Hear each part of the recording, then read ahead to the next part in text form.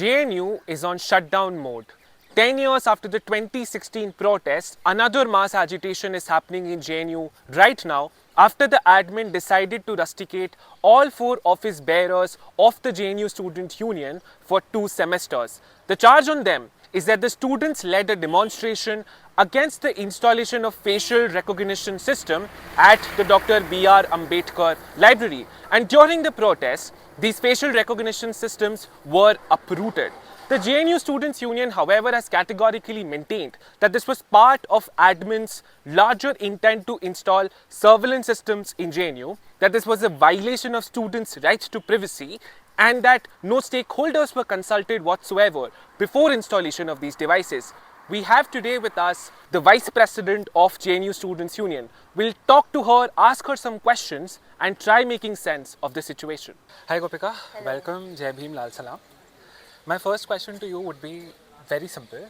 The narrative that is being pushed from the side of Vice Chancellor is that JNU SU indulged in quote-unquote act of vandalism. I'm using quote-unquote because vandalism, as we know, is a politically loaded term.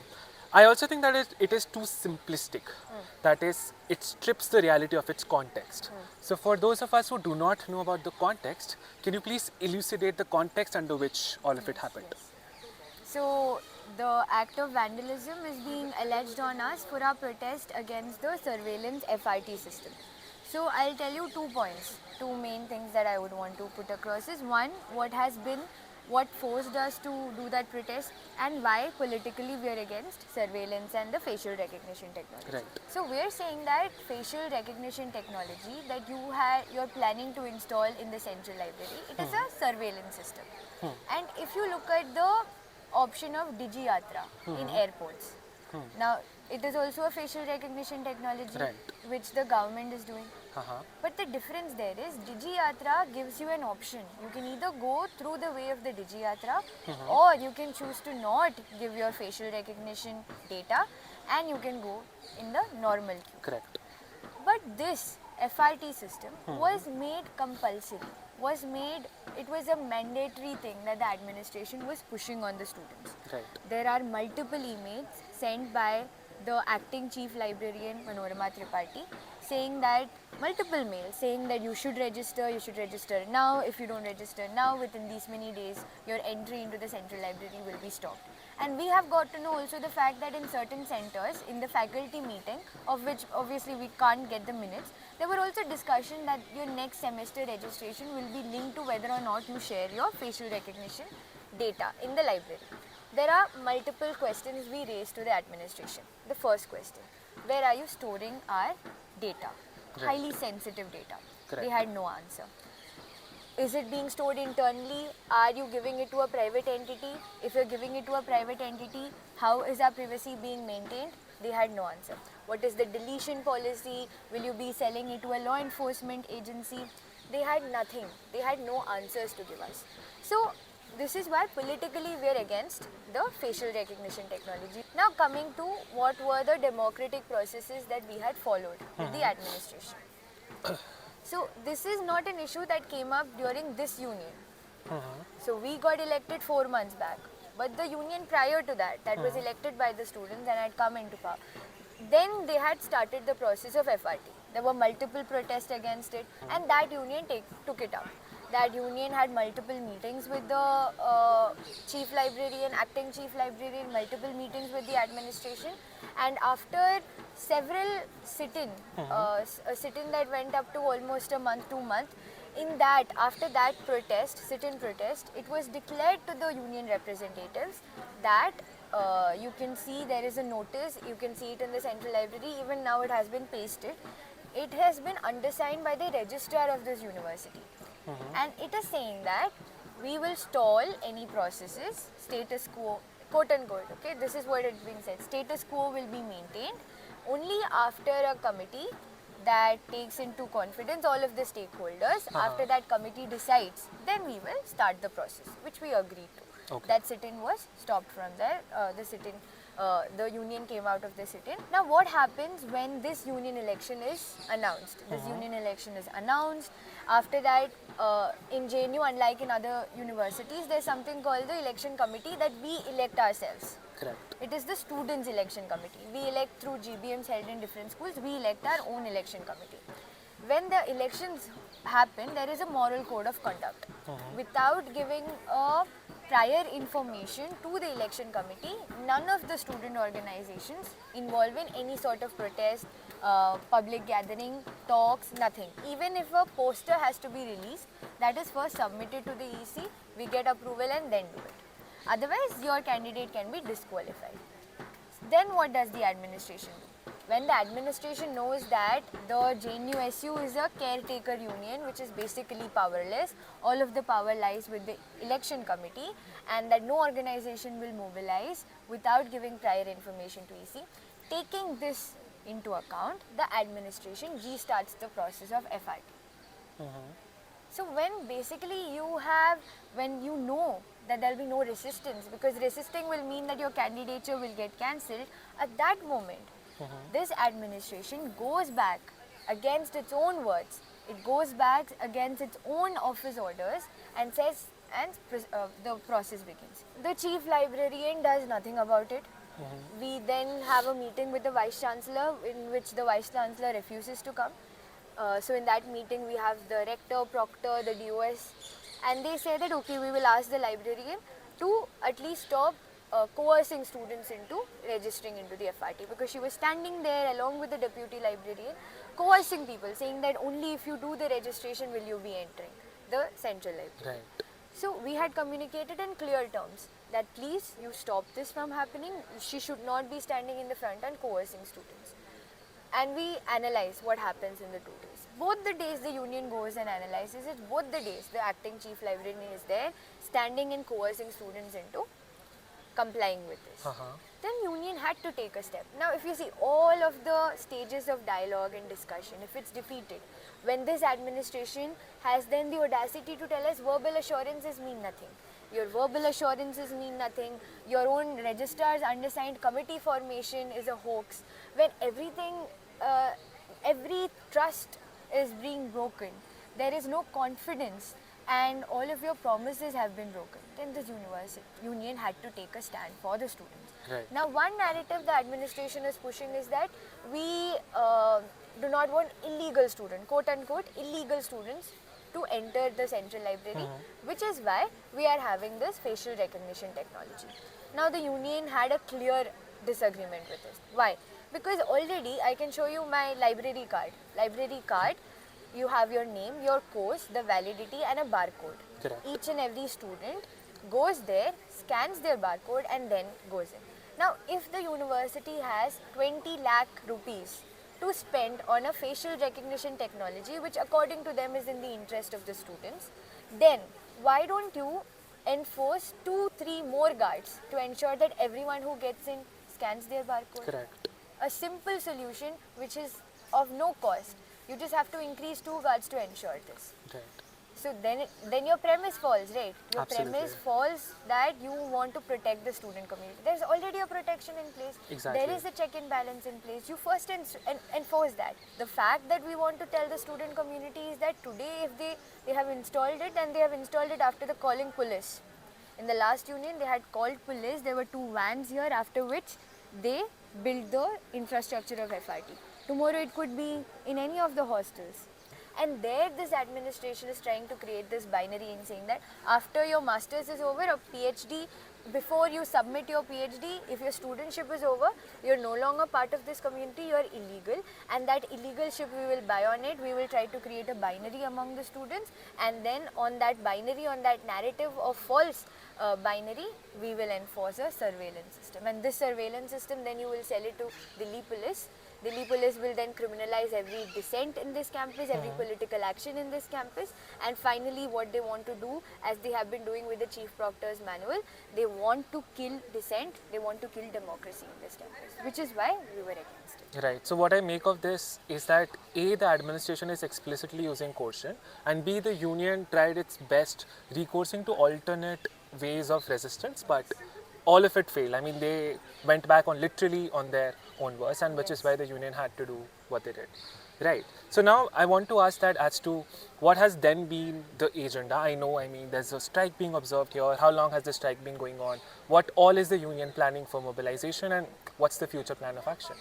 See, we have been rusticated. The office order says that it is because of the FRT protest in the central library. But look at the timing.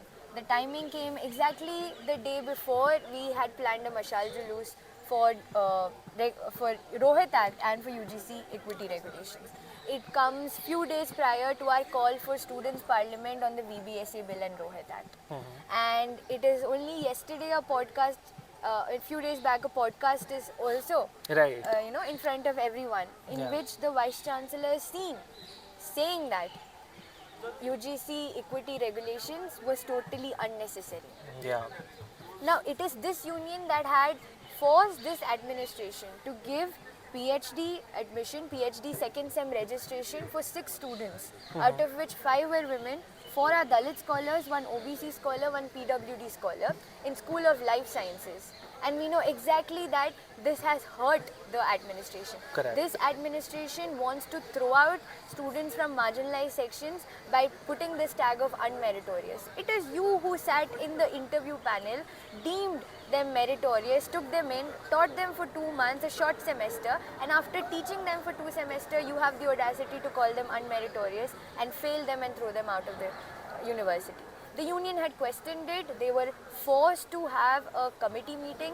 That committee was forced to give these students registration to the second semester. So we do not see all of this in isolation. What we did there was a political act against surveillance and invasion of our privacy, but that was not the only reason this administration has rusticated us. Right. This is very clear. And in School of Languages, before this rustication, there were 2 days of successful strike against Siddhanta Knowledge Foundation. What is Siddhanta Knowledge Foundation? Who is? UGC has no answer. This administration is not showing us the MOU. Why is there a private entity teaching your students recorded videos when we as taxpayers are paying for the professors to teach us offline classes Absolutely. in this university?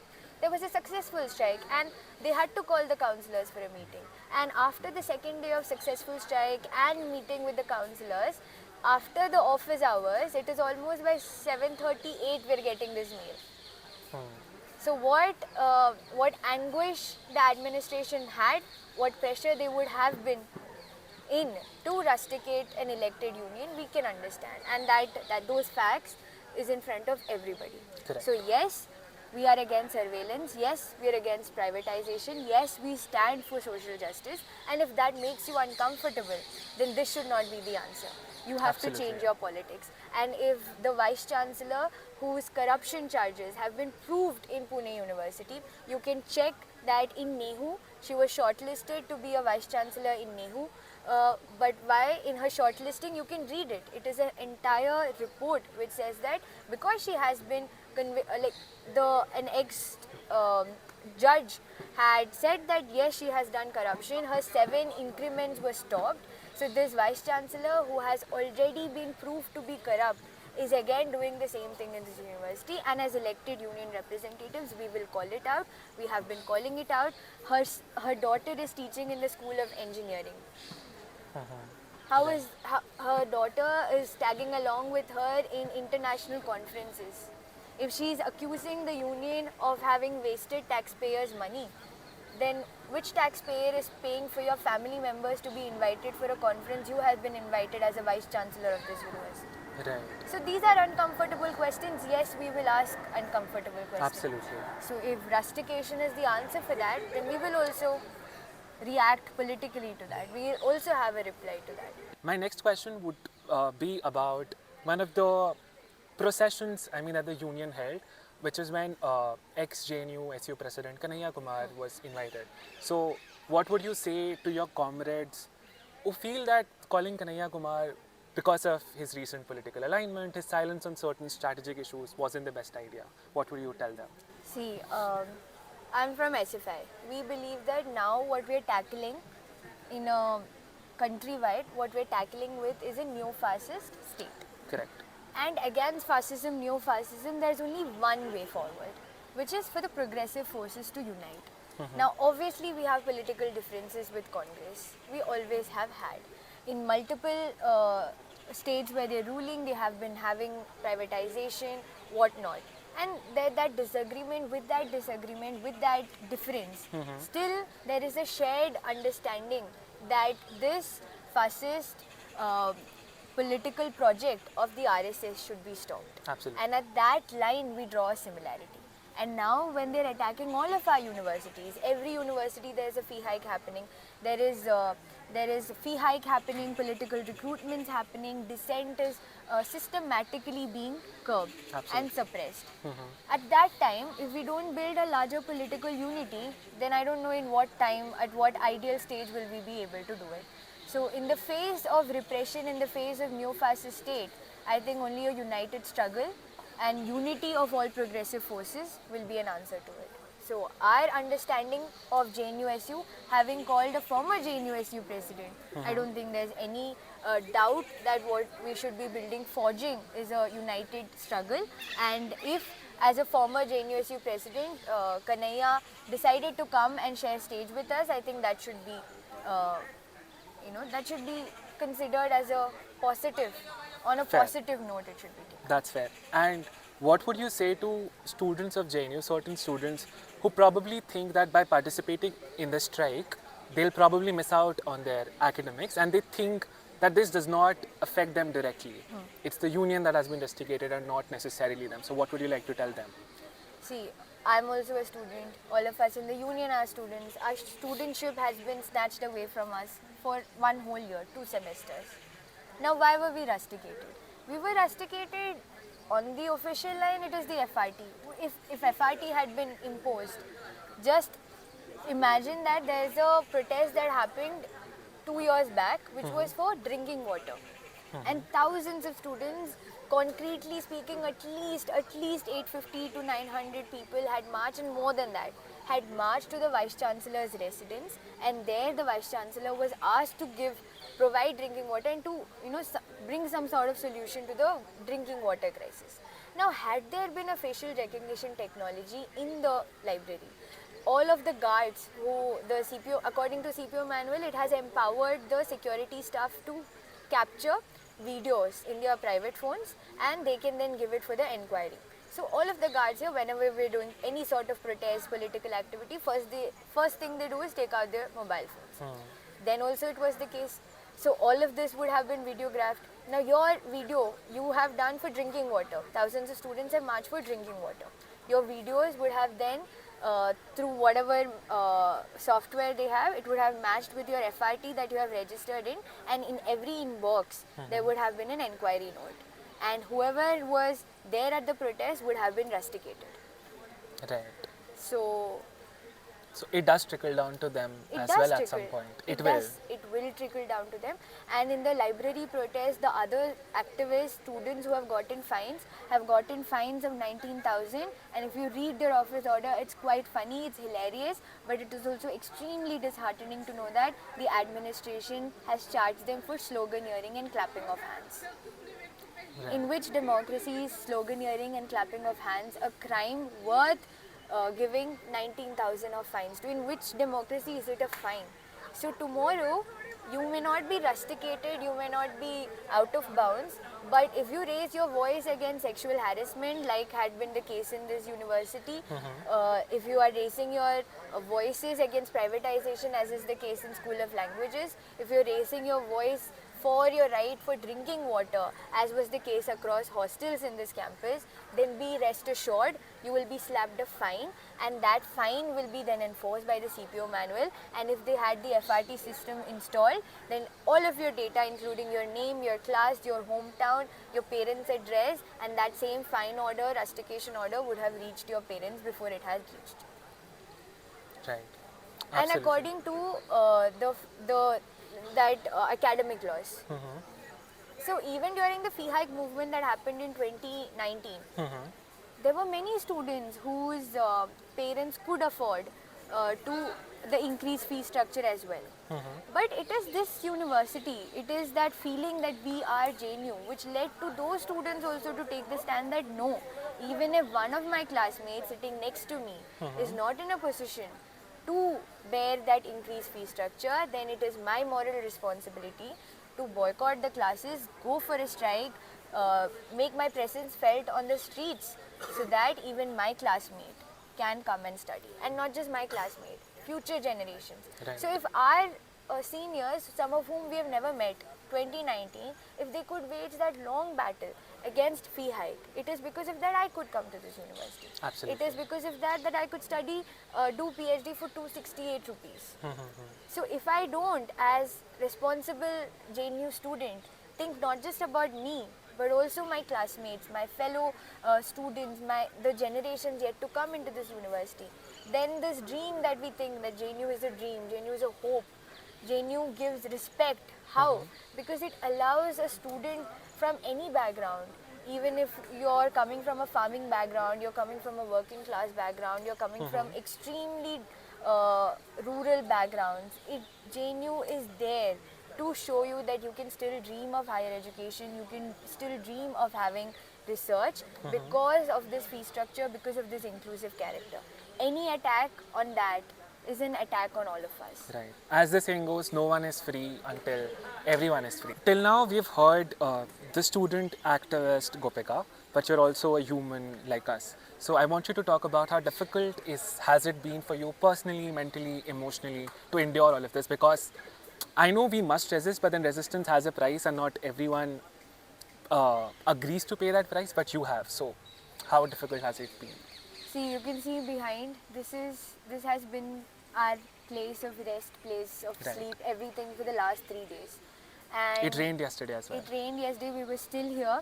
And this constant inquiries, meetings, everything puts a mental toll on you. Right. Sometimes you feel like, why is there so much surveillance on you? Every guard has a camera put out. Your every move is being, surveilled. It's being reported. It's being written about and everything.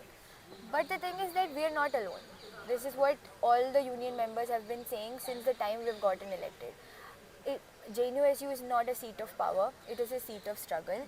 I have become the vice president doesn't mean anything as long as there are no students supporting me. Absolutely. And as long as students support us, I don't think we need another mental strength, because our strength comes from students. Many students have come up to us and said that do not worry, we'll stand by you. And the march that we had taken out, the Right. Chetavani march, Correct. thousands of students enjoying. That is our strength. That is where we find hope, and that is why we will keep continuing to do this, because it is the hope and the dreams of several JNU students that the responsibility that they have given to us by electing us, it is our responsibility now to uphold that. Absolutely. Any appeal you'd like to make to the students or people outside JNU who empathize with the union? So, Appeal to all of you would be to make this discourse wider, go out and tell what is happening to student politics, campus democracy in the campus, how the union has been rusticated for taking up legitimate issues like Rohit Act, for hostile till submission against privatization. We are waging a battle not just for JNU, but JNU has always created discourse for how public education should be. So if the last bastion of that hope of public education is also lost, then it would be very imagined for any student coming from humble background to even think about education. So let's save JNU and let's try to create more JNUs out there, so that everyone's understanding that education should be publicly funded. At least that does not become the exception but the norm. absolutely. Long live JNU, long live JNSU. Thank you, Gopika, for speaking to us.